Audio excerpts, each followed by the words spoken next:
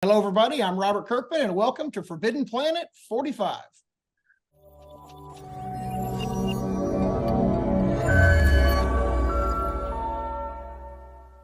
Welcome to Forbidden Planet TV. I'm Andrew Sumner. And for Forbidden Planet 45 glorious years of Forbidden Planet, the comic book store, the comic book chain, I'm here with the one and only Robert Kirkman. How are you doing, Robert? Hey, I'm great. Congratulations on 45 years. That's amazing. Oh, yeah, thanks, mate. Yeah, 45 years of interacting with the comic book faithful. As you know, mate, we are big fans of your career and your glorious output. And you're one of our top-selling authors. Your books, including the current Void Rivals, which is going down extremely well, which we'll talk about in a bit, awesome. Is doing extremely well. So many of our respective favorites. Obviously, in the store, we've got a lot of Walking Dead fans, myself among them, and we also have a huge amount of Invincible fans, at which myself and my son are at the very top of that heap.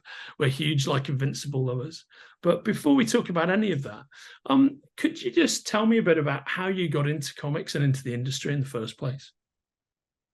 Well, I started reading comics when I was probably 12, 13 years old. I read comics, I feel like, for about a year or so before I realized that there were credits, and that there were actually people that made them. And once I had that realization, it was like, oh my God, I want to do this. This seems really cool, because my dad owned a small business. He was a sheet metal fabricator and a welder. And so, we'd drive by factories and he'd be like, see that ductwork on top of that factory? I made that. Yeah. And that was really cool. But he would also come home from work covered in metal dust and, black smoke from grinding things and stuff. And I was like, that doesn't, jobs don't seem fun to me. And so then when I found out people made comics for a living, I was like, ooh, I need to get me some of that. So I wanted to be a comic book artist because, this was the early 90s and, art was the thing. And it was definitely an art driven industry then. And I was a huge fan of Image Comics. And, I wanted to be Erik Larsen. I wanted to be Rob Liefeld. I wanted to be Todd McFarlane. Just writing and drawing my own comic that was the dream. And so shortly out of high school, I started working on a comic that I was going to write and draw, and it was absolutely terrible. And then at some point in that process, I realized, I guess I'm probably going to have to not draw, because if I draw, everything I do is never going to get published. But I had some kind of rudimentary art abilities. So I would lay out covers and I'd lay out pages, and I inked some of the early stuff that I did. And, I was still somewhat involved artistically, despite not being very good. But yeah, and then I ended up self-publishing this book, Battle Pope. Yeah. I worked at a comic shop. And so, everything around my life was all about comic books. I'd read comic books all day. I'd go to school and I'd draw character designs in the margins of my homework. And then I'd leave school and I'd go work at a comic shop. And when I was in that comic shop, I kind of figured out what diamond distribution was and how comics got to the comic store. And from there, it was just kind of a hop, skip, and a jump to figuring out how to put together a solicitation packet and, get into a catalog. And I don't know. I feel like I'm rambling now. There was a brief period where I sent out submissions to other publishers and they were like, we do not want to publish a comic book called Battle Pope. Yeah. And I was like, well, I guess I am going to be publishing this. And then because Battle Pope was so absurd and silly, I think it really stood out in the catalog, and we actually, got pretty good orders for a book at that level. Yeah. I think we debuted at 1,500, and Diamond was like, if you're doing over 1,000, you're golden, because we got so many books in the catalog that are not doing 1,000. And I was, going into debt and not making any money. And I was like, so this is supposed to be good? What are you guys talking about? Through Battle Pope and going to conventions, I met Erik Larsen, and through Erik Larsen, I started submitting to Image. And then, once I started submitting at Image, things were, pretty much off to the races. And yeah, I was literally at Image for like a year or so before I started submitting, Walking Dead, Invincible, Yeah. and books like that. I got into Image. I'll tell that story briefly. I got into Image because I had published, I had gotten a friend's Super Patriot pinup published in Savage Dragon because a friend of mine drew a great drawing of Super Patriot, and I knew Eric Larson. And so I was like, oh my God, you got to see this thing. And then he published it. And then that friend was Corey Walker. And Corey Walker and I had done this book called Science Dog that we were trying to get published. And so we submitted that to Image Comics, and Image Comics said, nobody wants a comic book with a talking dog. We're not going to publish this. But they had seen the Super Patriot pinup, and they said, but this guy draws a really good Super Patriot, and we called Eric Larson, and he'd be okay with you guys doing a Super Patriot miniseries if you want to do that instead. And so the first thing I ever did for Image Comics was Super Patriot, America's Fighting Force. And from there, I kind of got my foot in the door, and they started taking my pitches more seriously because I had actually kind of produced a monthly book, and that led to Tech Jacket, Walking Dead, Invincible, and all that stuff. Amazing.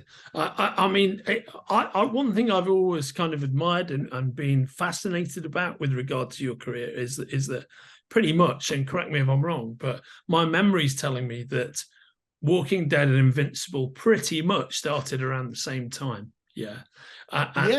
And two wildly successful books, of course. Walking Dead has become an industry in and of itself. But to have two dual projects do so well within the space, but to occupy essentially different parts of your mind, that just must have been such an amazing ride for you. Yeah, I mean, I want to tell a story real quick. I'll try to make it as brief as possible, but so please take as long as you want in the stories. We can take it. So when I was doing Battle Pope, I was a creator that had the mindset of, I hope that I can turn Battle Pope into the next South Park, and then I'll just do that for the rest of my life. Like, I was like, if I can get Battle Pope to be popular enough to have a cartoon that's kind of controversial, then the comic will sell, and I'll be able to do more of the comic, and I could do this for a living, and that'll be my career, is doing Battle Pope. And that was like the end of my ambition, was like, I just need to make Battle Pope work and keep that book going. And then the first convention I ever did was Chicago, the Wizard World Chicago, year 2000. And I had a booth across from another creator, and I was selling Battle Pope 1, Battle Pope 2, and 2 Battle Pope shirts. I had 4 items for sale at the booth. And this creator across from me, I won't say his name, but it's not too hard to figure out. But he, as far as I know, had only ever done this one book. And he had, but that book was wildly successful. He had been around for many, many years. There was a movie based on his book, vastly more successful than I could ever hope to be. And he was sitting across from me the entire convention, surrounded with stacks of books, merchandise, lunchbox, t-shirt, all this kind of stuff. And it was all that one thing that he had done. And he looked absolutely miserable the entire convention. And people would bring him books, and he'd be like, yeah, great, cool. I'm glad you love it. Cool. Bye. All right. And then they'd walk away, and he'd go, and it was like looking into the future. I was like, oh, okay. So best case scenario is being this guy, and this guy looks miserable. Like, that doesn't seem like a good way to go.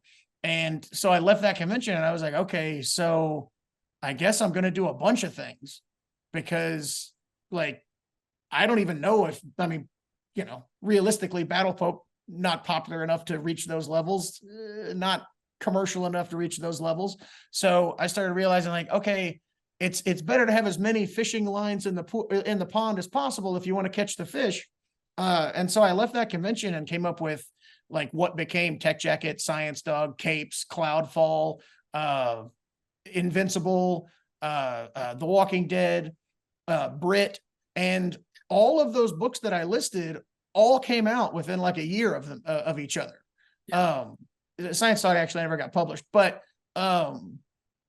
but so, you know, when people say like, oh my God, you did Walking Dead and Invincible, like so close to each other, that's crazy.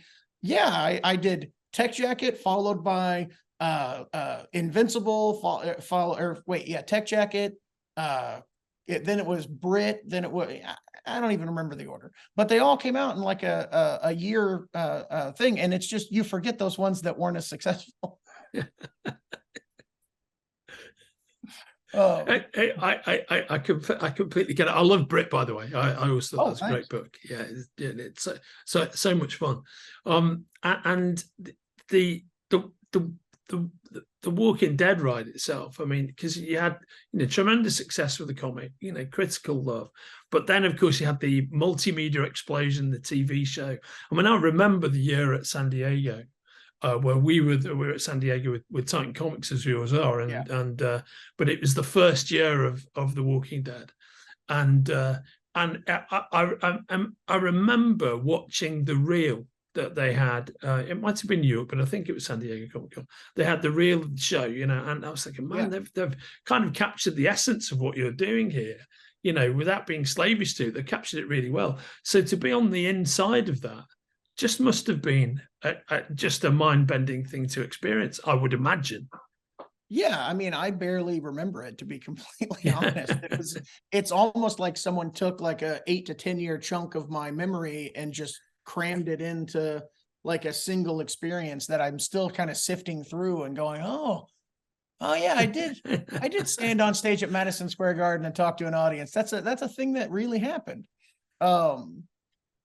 It's funny, my son's a teenager now, and he'll be like, oh, I'm watching this movie, I love that guy, and I'll be like, oh yeah, I know him, and he's just like, what are you talking about? Because frankly, things have quieted down a little bit.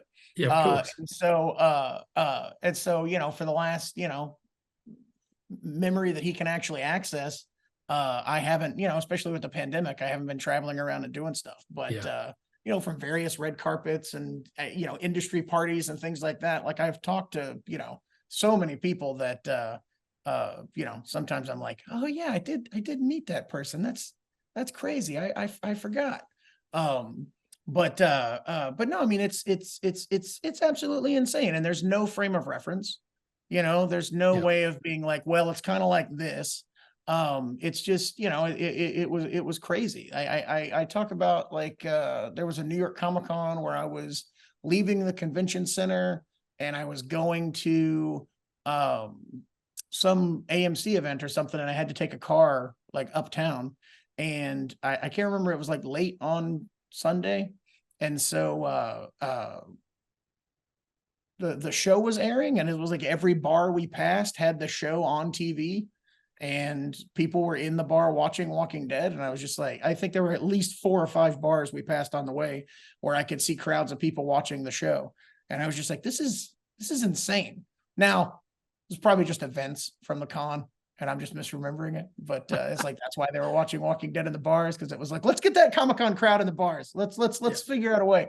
I mean, you've been very self-effacing there, but the reality is that you guys captured the zeitgeist in that moment, did you not? The analogy I would say is that, like, I used to be a music journalist, and every now and again you get people who record albums that hit big and are the hit album of the year, Sure. First album out the gates, and I remember talking years ago to one of the guys from the British band Oasis, and he just said it was utterly surreal walking around the UK when the big hit first album, Definitely Maybe, was just, that summer was just being played everywhere. And he kept on, it's like, what's going on? Oh, that's not my imagination. I'm hearing this. I'm hearing it everywhere I go. And I wrote it. And it must have been like that for you. Yeah. And it's it's like things become normal, like you're like at the movie theater and people are talking to you, and like strangers are coming up to you, and you're just like, oh, okay, this again, Tuesday, it's definitely bizarre, but I mean, but also like gratifying. Like you get to hear great stories about like, this inspired this, and this helped me through a tough time, and I found this very moving, and I shared this with my kids, and I built a better relationship with my dad over watching the show. Like there's all kinds of stuff that happens where you're just, it's very moving and exciting and cool, and it's definitely great. There's nothing to complain about. Yeah, no, it's wonderful. And what do you feel about where they're going with that universe? You know, now that the original iteration of the show is morphing into a bunch of other projects. How do you feel about it? Oh, I mean, I feel fine. I feel fine. There's As no long as I keep downside. selling the books. Yeah. But no, it's cool. I mean, it's interesting. It's bizarre. You know, I didn't think it would support 9 different TV shows, but apparently it does. Yeah. So I don't know. You know, it's cool. I think it's neat. It's certainly Yeah. something that I never expected. I mean, I told the story recently that you know, like one of the first things I did in the writer's room was try to kill Daryl Dixon. You know, because I was like, Okay. this guy's not from the comics, he's got to go. But and then now we're like you know, launching a Daryl Dixon show, and it seems to be doing really well. So who knew? Yeah, so it's such a terrific performance as well. Norman Reedus is so good. I mean, but again, He's fine. He's fine. I've got my issues. and then you have like I said, Invincible for me as a fan, as a reader, is a big touchstone. And so there's so many things that I enjoyed and admired, and my son enjoyed and admired, and everybody I know who's into comics liked, you know, it's about that book. One was that it's such a great initial MacGuffin that you have, such a wonderful concept. But when I first read the book, of course, and you know, just in case you haven't read Invincible, I can't imagine there's anybody out there in our space who hasn't. But just in case you haven't, or you haven't seen the great TV show. Yeah. The MacGuffin's great. It's a phenomenal concept. It seemed, it must have been one of those lightning bolt moments that just come to you at some point. I mean, it kind of did, because Corey and I had developed the book, and he had designed the characters, and I was writing the pitch to Image, because I would put together like a 10-page like pitch that I actually like printed out and binded, and I would send to them, that had like some sample pages and some concept work and design illustrations so that they could see different aspects of the book. And I was putting that pitch together, and it was, you know, my father was a small business owner in the small town that I lived in. And so it was kind of like my dad employed other kids' dads and stuff. And there was a time where it was like, I'm going to have to take over this business when I grow up. And so it was kind of like taking that and putting it in superheroes. Like, okay, so this guy's like the premier superhero, and his son is going to have to follow in his footsteps, and maybe he doesn't want to, and who knows, and blah, blah, blah. And, you know, it was like a teenage book, you know, with a teen superhero, because, you know, there wasn't a lot of that in comics at that time. And so I was like, okay, it'll be like if Robin had his own book, which, you know, sometimes happened, but wasn't like a regular thing. And I was getting ready to send the pitch out. And I was like, this is dull. It needs a hook. There's not enough spice. Yeah. And I was just sitting there, and I was like, his dad's evil. Okay, cool. and then I sent the pitch out. But yeah, I mean, it was a very last minute thing in the pitch process to kind of tack that on. And it became the core thing that makes the book unique, and, you know, like makes the book work. What I found interesting as a reader is where you, over the long run that the book had, where you took that original concept, because for me it becomes as much a rumination on issues like mortality and immortality, and how people redefine themselves over eras of their life. In these cases, you know, kind of thousands of years perhaps, but the fact that you have characters who are good, but actually they turn out to be evil, but then they're kind of good again, but then they kind of go evil again, and then in the far-flung future they're evil again, but they're good again. You know, but I think I love the switching of tones and perspectives. You know, the high, very visceral, violent action and drama, but the humor as well. You know, and the whole thing is such a fascinating mix. Did you see what it was going to become in that first moment when you created that first book? Did you have these ambitions, or did they just grow as you went along?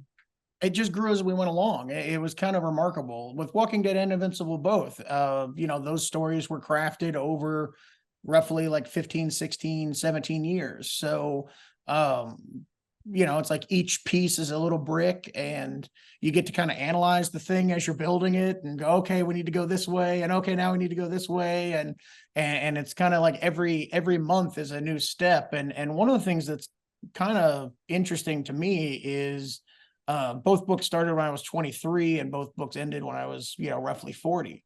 And so, I had children. I was married, but didn't have kids.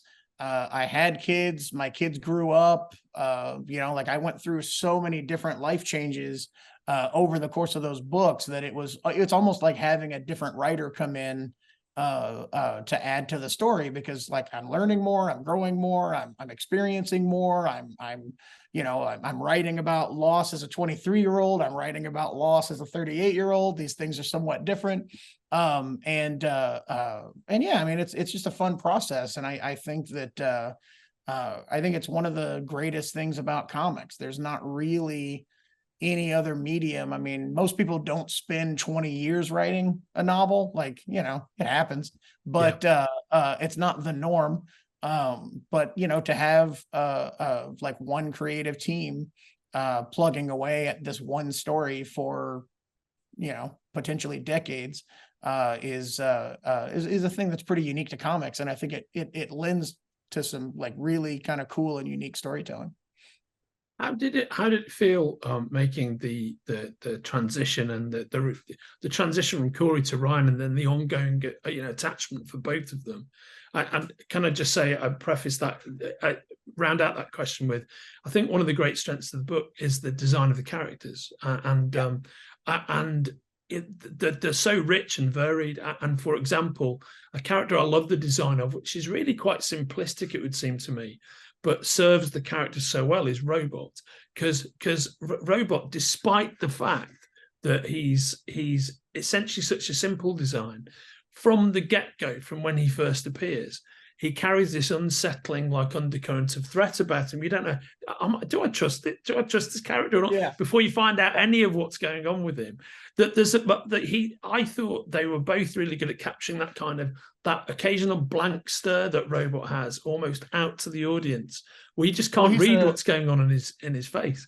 Yeah, Corey Walker designed him to be a smiling skull, which is just creepy.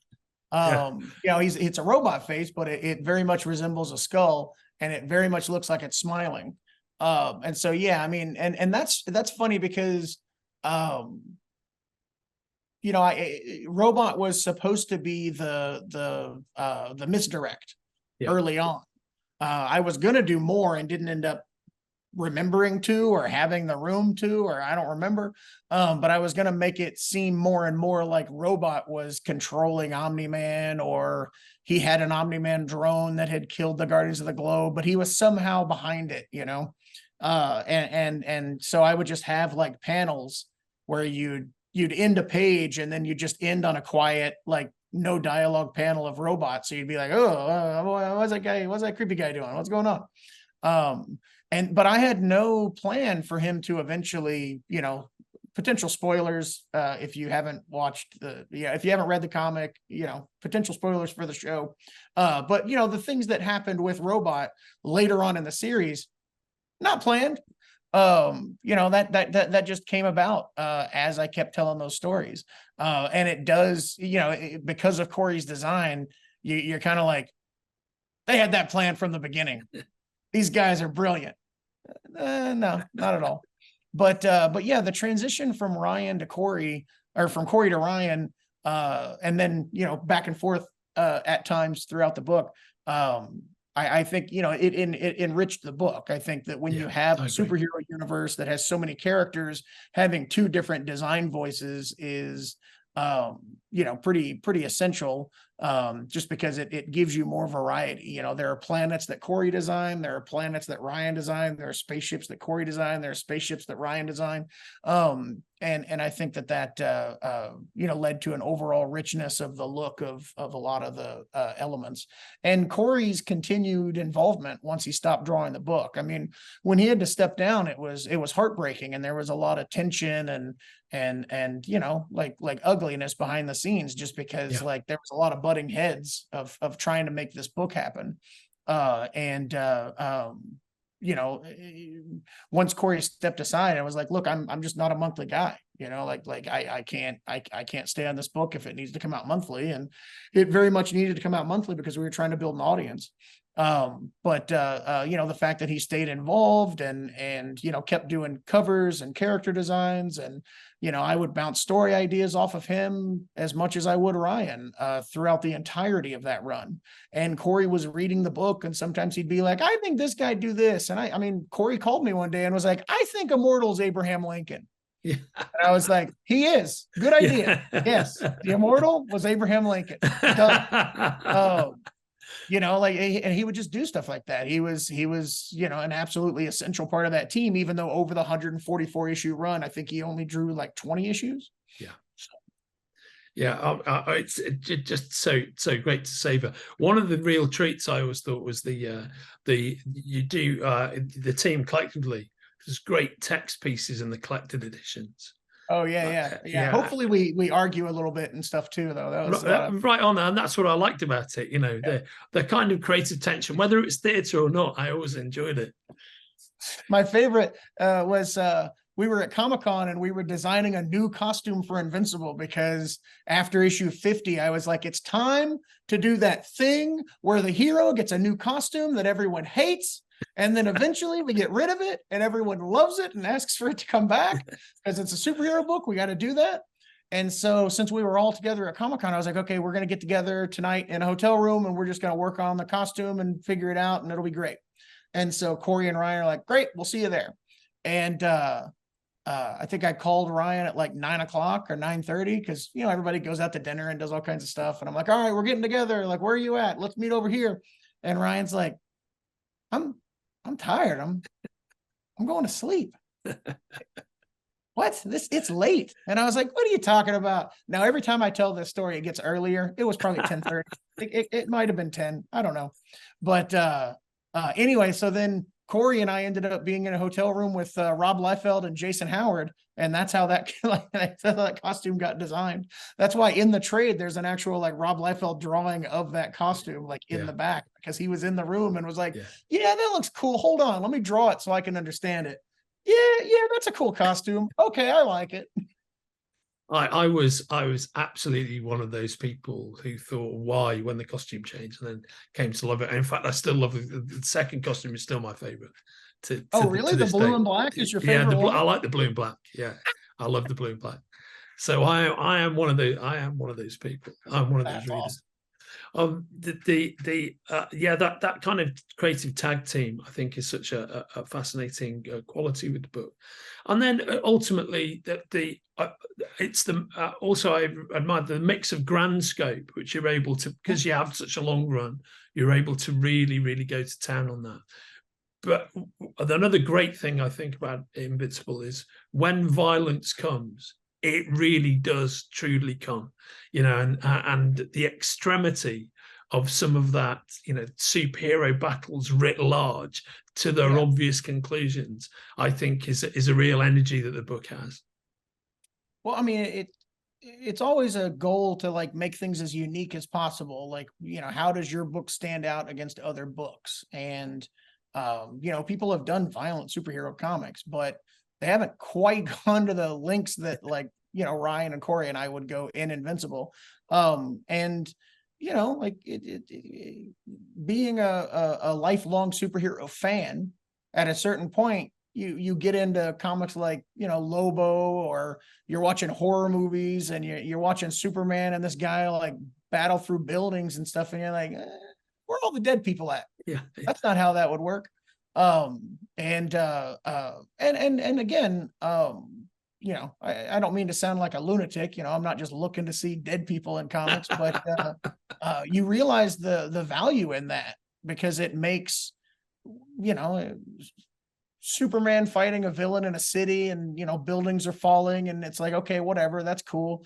But like when you see the people dying and you see the stakes that are going on, like it deepens the emotion of what you're experiencing, and it makes things that much more tragic. And so, you know, we're having our fun, and, you know, we're watching people crush heads, and, you know, there's crazy things happening in these Invincible scenes, but it's really just to like add a level of gravitas and drama to the scene, so that you're getting your cool superhero battle, but you're also like really feeling it in a way that sometimes you just don't when you're reading a normal superhero comic. Yeah. No, that's very interesting. Something you guys managed to accomplish is producing my all-time favorite institution sign in any comic I've ever read. Throughout my, throughout 50 years of reading comics, because what really makes it is the parking in rear. Yeah. That's where did that come from? I don't know. I think it was just like it shows up in, I think it might show up in Brit first. Yeah. And I think there was just space at the bottom of the sign, because I think, yeah, the artist had just drawn like a rectangle, and the Pentagon is kind of thin, and so there's like space at the bottom. And so I was like, well, there's got to be something there in the bottom, and I just threw in parking and rear just to fill up the space. And yeah, it ended up being a great gag. I always try to throw the artist a bone. So in all of the Invincible books, like all those establishing shots are just the same drawing reused over and over and over again. So Mark's house, the high school, the Pentagon, Burger Mart. I would always try to write a panel of like, okay, here's an establishing shot. And that's how I would start every page that would start in those locations. And so we would just cycle through those shots. And so, that Pentagon drawing is, 10, 12, 14 years old, and it's still appearing in the book. But yeah, it was just one of those like afterthought things. But I always loved that, because it felt very reminiscent to me of the classic 70s American action shows of my youth, which are, of course, full of massively repeated establishing shots time and time again. Yeah, you only ever see what the exterior of like the Fall Guy's house. You only ever see the same thing time and time again, or like Steve Austin's apartment or whatever. So it felt all those. I think they call them plate shots. Plate shots, yes, yeah. It felt very warm and cozy to me. And your experience with the Invincible show, which I think is an incredible piece of work, and of course, in our experience at Forbidden Planet, has brought a lot of people to the comic because it's just been so well received. But again, to me, somebody who's consumed a lot of this stuff throughout my life, what's interesting is that the same creative team, the production team, Rogan, those guys have made a great success out of The Boys by fundamentally altering it in some respects, right? Sure. But I think what's so successful about Invincible, I couldn't believe how accurate it is to the comic. There was very little divergence. I mean, I'm sure from your perspective there is, but watching it as a piece, that first season was just so wonderful. Well, yeah, I mean, I think the difference there is that myself, Corey, and Ryan are like the driving creative force on that show. Yeah. We're reading scripts. I mean, I'm writing a lot of the scripts. Corey was the lead character designer on season 1. So I wrote scripts and oversaw things and did meetings and talked to directors and would lay out scenes and things like that.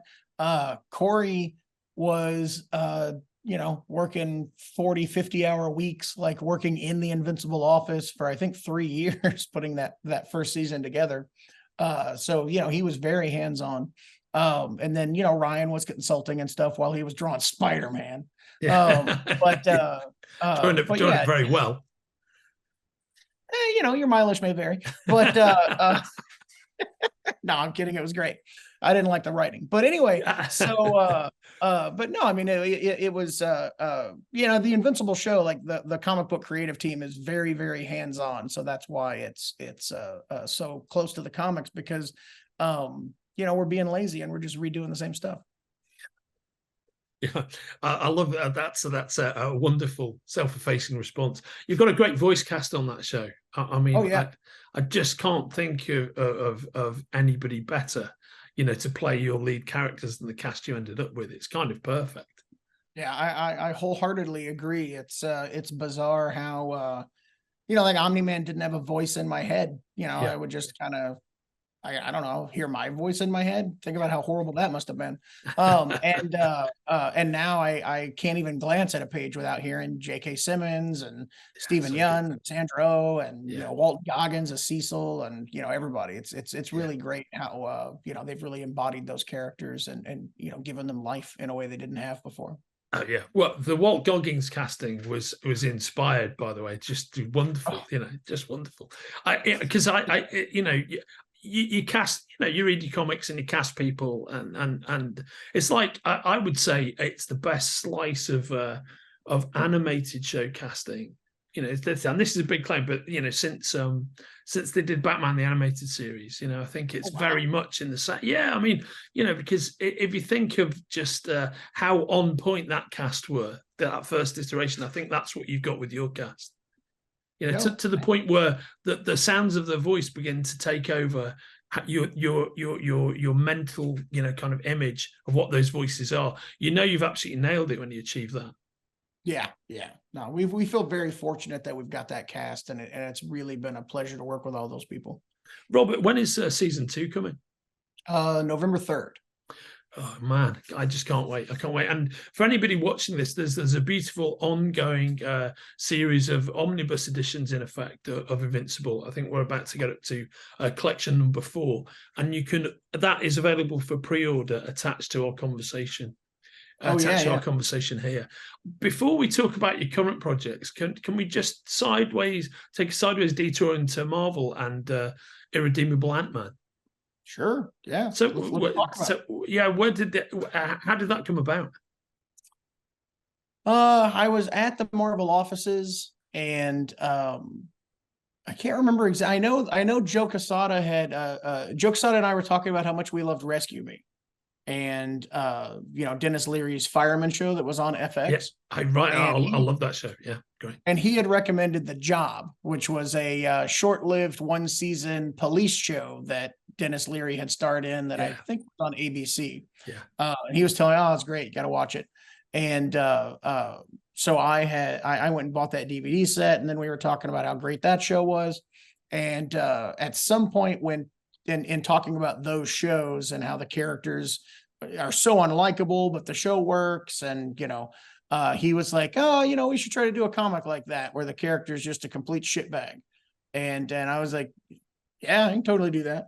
And at some point it became an Ant-Man thing, and I don't remember exactly why, but and then I think they had plans for Scott Lang, and they had plans for good Lord, Hank Pym. Sorry. Yeah. I don't think about this stuff that much, but they had plans for the other one. And so at some point it was like, well, I guess we're just going to create a new guy.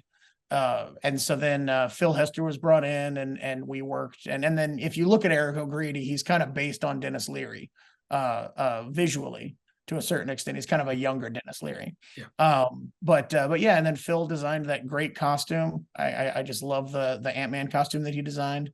I don't know. We made him a shield agent, did all kinds of goofy stuff. It was a fun book. It was the most fun I had at Marvel, outside of probably Destroyer and Irredeemable Ant-Man are like my 2 favorite projects. Yeah. Destroyer's a gem.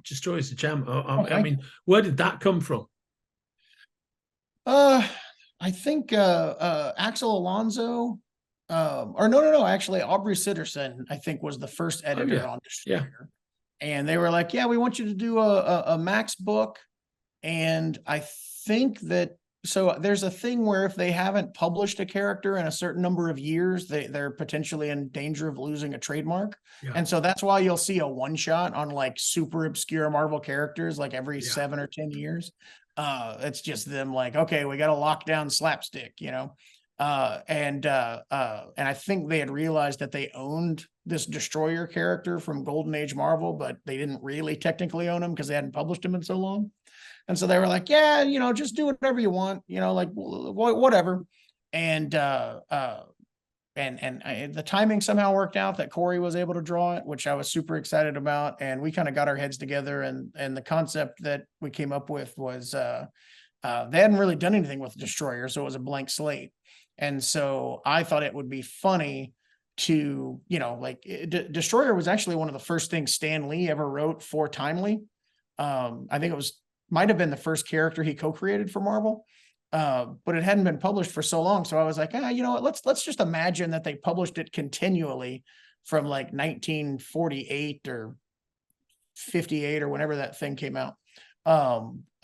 Because, you know, it would be like rebooted and there'd be so many things that they were just ignoring, and like you could just do anything. And so I barely even read the original Destroyer thing. I was like, hey, he's got a guy named Scar, I think that's his villain, and he's the Destroyer, and he fought in World War II. All right, cool. And so the whole point of the Destroyer miniseries was just trying to make it seem like there was this rich history of years and years and decades of comics that you hadn't read. So like almost every scene was referencing something that happened or talking about a character that had done something. And you know, and it was stuff that just didn't exist. So it was a lot of fun basically trying to write Destroyer like 560 to 565. And just pretend like it was part of a big long run. Yeah, and it felt to me reading that book like what comes off the page is just the relative freedom you had for those reasons, you know, and you just do whatever you wanted, and that's what emanates off the page for me with that book. Yeah, that was the only time working at Marvel actually felt like working at Image. Yeah, because I also didn't get any notes on the scripts or anything, and so that was you know, particularly gratifying. And it was nice just knowing like, oh, okay, whatever I do is gonna, you know, because it was a mature book, and they did not give a crap about that character, so they're like, yeah, do whatever you want. The only regret I have about Destroyer is like, why didn't I just do it as an Image comic? Yeah, right on. Yeah, because then Corey and I could do more with it. But yeah, right on. Yeah, of course. Yeah. Oh well. Yeah. Next like time. one slight character design and one name change, and that because every villain, like everything in that book is completely new. Yeah. So yeah, you could have had a glorious like 144 issue run with that, mate. That'd be amazing. Yeah. Now you're making me feel worse. You're making me feel good though. So that's it's a glorious harmonics. So when you get in, so let's talk about your current project, which is it's really interesting. You did a really interesting kind of stealth launch with it, in a way with Void Rivals, which is available to order from Forbidden Planet right now. Links attached to this interview, and I think you can order up to about issue 5 at this moment in time. But that's the whole Energon universe, which is such an interesting concept. So how did it come about, and can you tell me a lot about it? Yeah, many years ago, you know, Chris, I'm a huge Transformers fan, and there was a brief period of time where Chris Ryall from IDW worked for us, and there was a you know, like vague notion of like, oh, you know, the Transformers rights might be up at some point, and I don't know if IDW is going to retain them, and who knows what's going to happen. And I was like, oh, you know, what'd be cool is if we got the rights, we didn't tell anybody. And then I launched a book, and then there was a Transformer in that book. And it was like, that's stupid. Or that's impossible, or, you know, they would never be able to pull that off. And I was like, yeah, you know, whatever. That's how I do it. I think that'd be a fun way to, you know, launch a new Transformers book. And that just kind of, you know, happened. And then, you know, years passed. And then there was, I think it was the summer of 2020 or 2021, we got wind that the rights were up, and Hasbro was accepting pitches. And so we found out that, you know, this company and that company and this company and that company, including Marvel, were pitching to get the rights. And so we were like, okay, we gotta throw our hat in the ring. And so we had a very brief amount of time to get in there and get our pitch in. And so I got together with Sean Makowitz, and we hired a bunch of artists to do all kinds of art that I hope eventually people will be able to see, because right now it spoils a lot of stuff that we have planned. But we put together this big pitch of like, you know, I'm going to create this new book. And while we were putting together that pitch, I was like, I don't know, vague things, you know, people fight, Void Rivals. That's a good title. Cool. Let's do that. And, but I still hadn't even really figured out what that book was going to be. And then Hasbro was, you know, super into the idea of what we were going to do. And there's some other stuff that's involved in that, you know, haven't been announced yet that we're really excited about. But the Energon Universe aspect of it, they were, you know, super keen on. And then once we got the rights, it was just like, okay, so I guess we have to like backwards engineer something that feels like it works alongside G.I. Joe and Transformers, which to me was a huge thrill. You know, I've said many times before, I mean, this poster is not here by accident. This is here at all times. It's been there for years. You know, the Transformers movie in 1986, you know, I'm an 8-year-old boy. I go to the theater. I watch all of my favorite toys die before my eyes. And then one of the great Orson Welles films. Yeah. But like I witnessed this, and then I enjoy the story and I love the story. I moved to tears when Optimus Prime dies. You can kind of see how that like inspires almost everything I do for the rest of my life. Like you're not going to get the deaths that you get in Walking Dead, Invincible, and various places if I don't have that experience watching that movie. So Transformers and the G.I. Joe movie is also spectacular. And I raced home from school every day to watch those cartoons. I didn't have all the toys. I was not from a rich family, but I had a lot of them. I just love that stuff. But you know, it was you know, it was just a tremendous honor to sit down and go, okay, you know, how do I make a book that seems like a Transformers or G.I. Joe adjacent property that could have been a toy line in 86 that was on shelves and would have fit and would have made sense. And getting to work with Lorenzo De Felici again. We had done Oblivion Song, and he was doing this book Chroma at the time that was only set to be 4 issues, and he didn't really know what he was going to do after. And I was able to call him and be like, you like this stuff? You like Transformers G.I. Joe? You want to design a bunch of characters for me? What do you think? You want to create this world with me? And he was thrilled. So we got to dive in and do it. And it's the most fun I've had in comics in so long. I was telling Sean Mackwitz the other day, I'll be plotting an issue of Void Rivals, and I'll be like, this issue could use something. Transformers cameo out of nowhere. And it's just crazy to be able to write a book where I can be like, let me sprinkle a Transformer here to make this a little more interesting. You know, it's a lot of fun. Yeah, that's great stuff. And you've got the beauty of Void Rivals, which we've just discussed, and then from some of your friends and colleagues, you've got Daniel Warren Johnson is doing Transformers.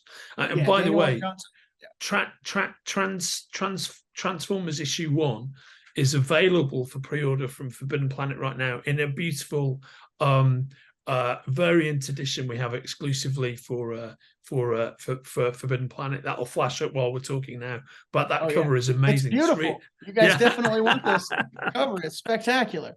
Yeah, I love it. And then you've got Duke, which is a G.I. Joe book, of course, Cobra Commander G.I. Joe book, written by our old pal Joshua Williamson, been on the show many times. Good bloke. And Duke's drawn by Tom Riley, and Cobra Commander is drawn by Andrea Milano. Wonderful, absolutely wonderful, fantastic. What's your kind of role with those books? Are you sort of overseeing them, talking to the guys about what their plans are? You know, shepherding the whole universe. Pretty much it. I mean, there was a rough framework of like, here's how each book leads into each book. Here's the status quo of the universe when we start, and here's how things are going to grow into you know, it's awful being so vague, but like there's things that happen in Transformers that make Duke work. There's things that happen in Duke that make Cobra Commander work. And there's things that happen in Cobra Commander that are really going to kind of show you like how the whole world fits together and works in some really cool ways. So they are kind of like of a piece.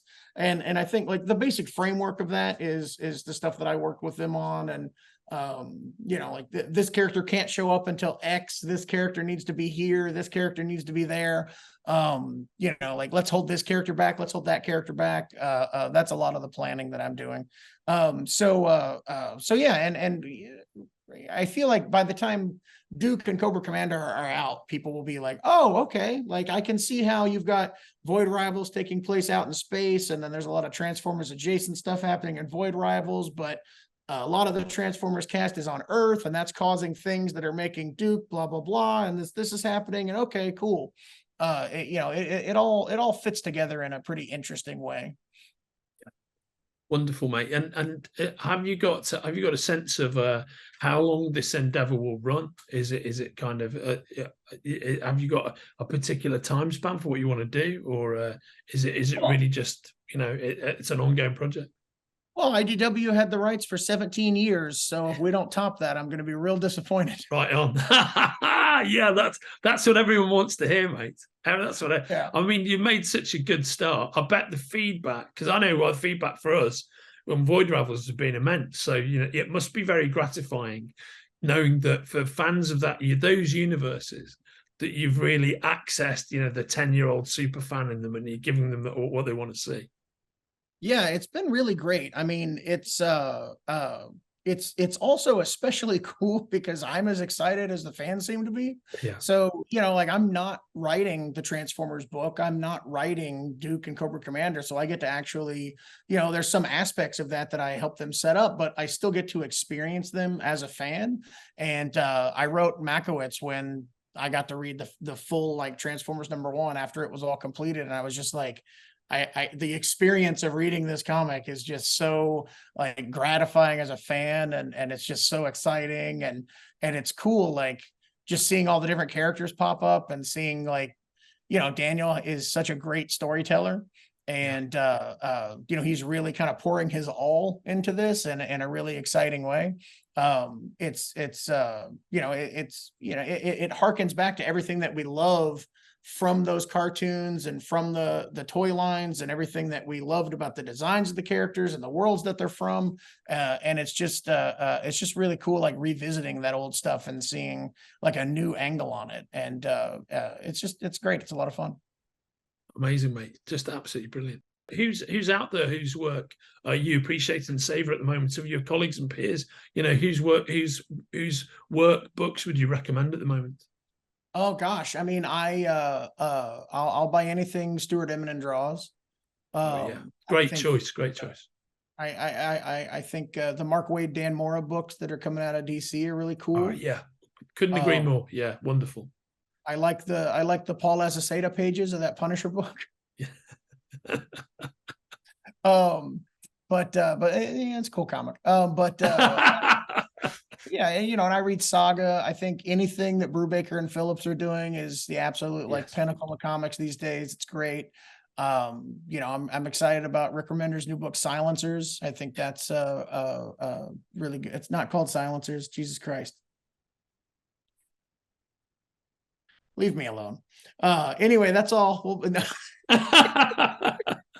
I'm trying to look it up now. I'm trying to cheat and look it up while you're talking. Amanda, what's that new book called? Sacrificers. Yes, very good. Excellent. See, got it in the end, mate. Brilliant. No, I said Silencers, and then I was like, that's a terrible title for a book. And then I was like, that's not the title. That's not the title at all. It's a great Dean Martin film, though. So, Oh, yeah. But it's drawn by Max Vermeera, and that guy's just super talented. Yeah. Good books out there. Yeah, they're great recommendations. Brubaker and Phillips, I've been on a bunch talking about their impeccable work, and the standard that they command in book after book, project after project. It's amazing how they keep it up.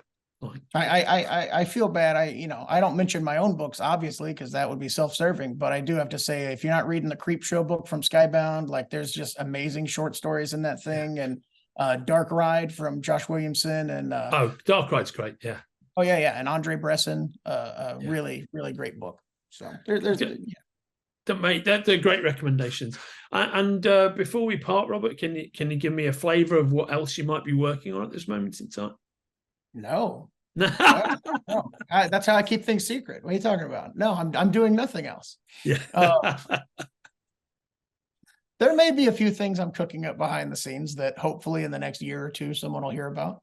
But I don't know. I mean, my favorite thing in the world is to have, like, some big project that is, like being worked on behind the scenes, and no one knows about it. Yeah. Yeah. Sometimes I'm like, I don't ever want to release these books. I just want to make these my secret forever.